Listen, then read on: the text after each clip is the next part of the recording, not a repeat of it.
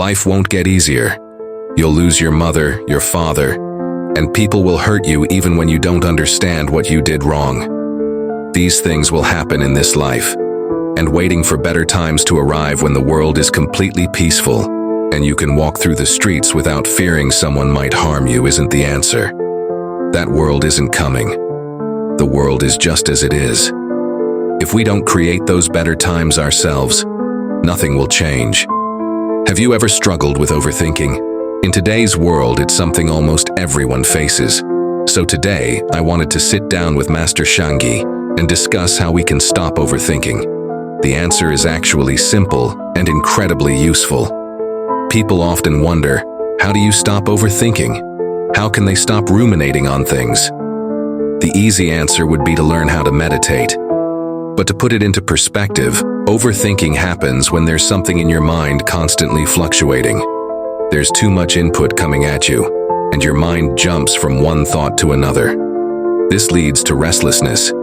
It's like your mind is overwhelmed by too many thoughts, which is one type of overthinking. Another form of overthinking is when you focus on just one thought or issue and keep turning it over in your mind but never reach a conclusion.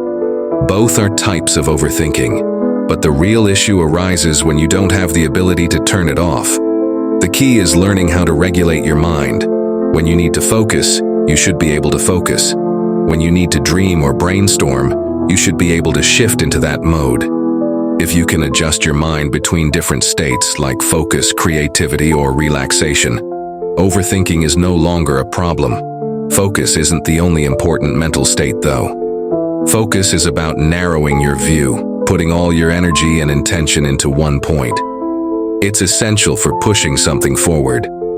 But how do you decide what to focus on when there are so many options? Do you focus on social media, your family, your work, or something else? That's where the need for perspective comes in.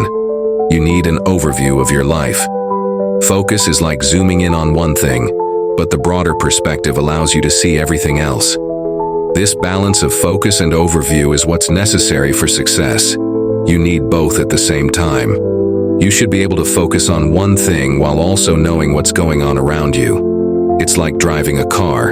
You focus on steering, but you also need to be aware of the other drivers around you. To master this, you need to train your mind to switch between focused and open states.